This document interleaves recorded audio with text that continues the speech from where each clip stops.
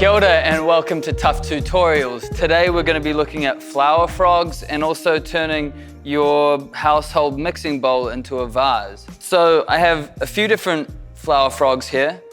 This guy right here has these nail-like points that stick up from a heavy base.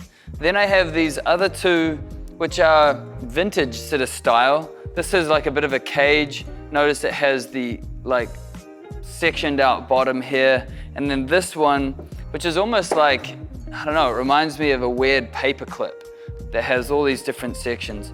Now, the whole idea behind these is that they have a weighted bottom, which keeps them from falling over, and then they also have like these little zones where you can put your stems in, much like the way my finger's kind of going in here.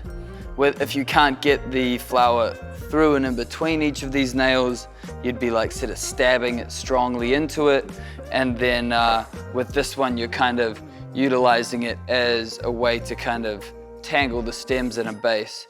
I honestly, ordinarily would use a technique like this, using this sort of style, but in truth, this is gonna be too small for our arrangement today. So I'm gonna go with this guy right here. I'm honestly playing with it, so let's see how successful I can be. Mixing bowl. It really just comes down to scale. There's a sort of a style of arrangement that I think we're gonna go into, which is an Ikebana inspired arrangement. So the thing that resonates with me about Ikebana is that there's this illusion of the flowers and the stems just rising up out of the water without resting against any edge of a vase or anything. That's why I believe a mixing bowl can be a really cool vessel for a flower arrangement. So we have these fall colors over here. We've got some really beautiful orange ranunculus. They're pretty delicate, as you can sort of see by the way that I'm treating them. We have this stunning Vanda orchid. These things are unbelievable. So plentiful in the amount of flower that comes from it, and really complex with this almost leopard print spots to it. Really beautiful. One of the favorites, a Banksia. Pretty sweet, sort of variegated or veined with white anthurium flower. I threw in some sage just for a point of difference, maybe some contrast. We have some Aussie pine right here, these peach tips, a couple of stems of yarrow, then some maple right here, some billy balls, and a blushing bride protea. Based on the size of some of these stems, I'm gonna opt for this red bowl.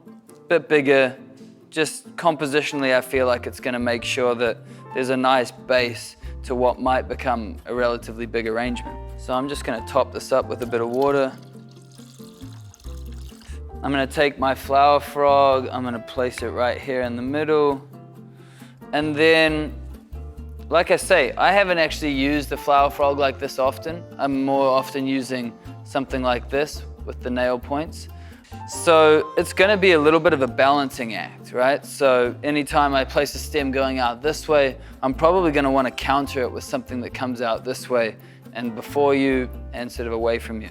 Keep that in mind when you're arranging with a flower frog, that if it's not glued to the bottom of your vase or your mixing bowl, which I don't imagine you're gonna wanna glue it to, there's the potential for it to fall over. So it's a bit of a balancing act. I'm gonna clean this up just because it's a little bit chaotic. Just get rid of a few of these stems and leaves. Some of them are a bit beat up. Whenever I'm making arrangements, and actually really important when arranging in a sort of style of Ikebana, you have to be conscious of the lines that you're creating.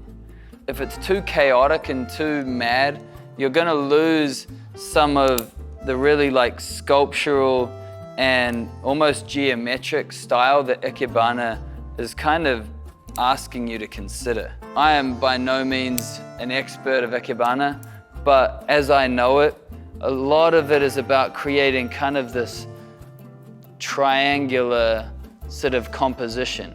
That's not to say you can't come out on a certain line or, you know, work with the way that the stems want to move, but you do want to create some geometric sort of shapes. Let's start off with this guy. Not bad.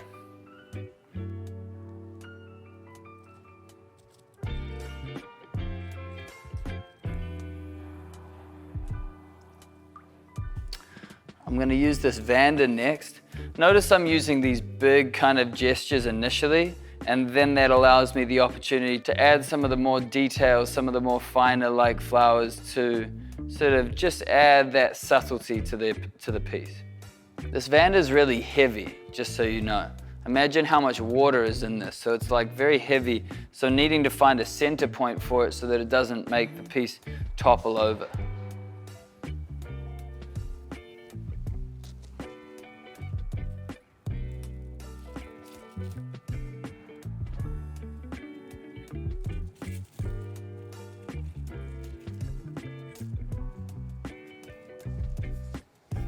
I don't see it from your direction, but I can start to see this shape that's kind of forming, and I don't want to like lose that. So I'm purposely not going to really put anything in this space because I'd like to sort of keep some negative space within this arrangement.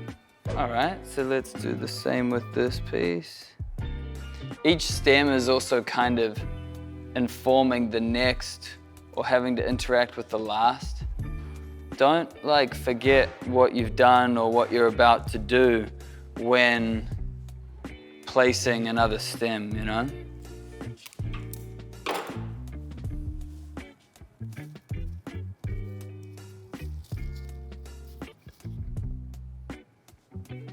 So maybe it's time to start adding some florals that kind of break out of the composition that we've currently created.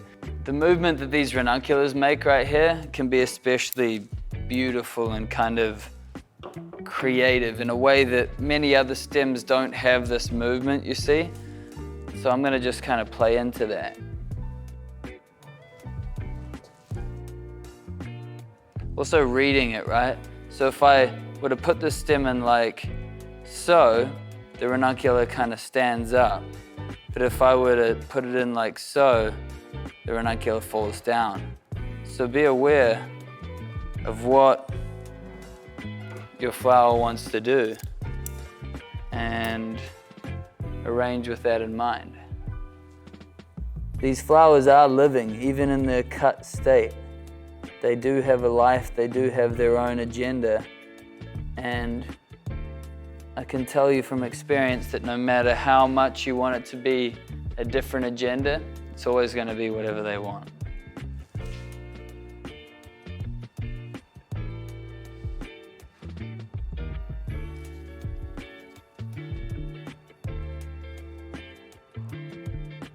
I think I'm going to put in a stem or two more and maybe be done with this.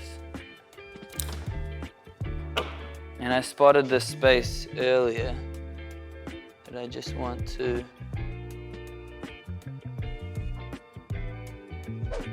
all right, so we're almost there. I'm gonna place a couple more stems and then maybe do a little bit of an edit. Always good to leave time and space to edit. Always good to take a look at what you've done and kind of refine it after you've done it.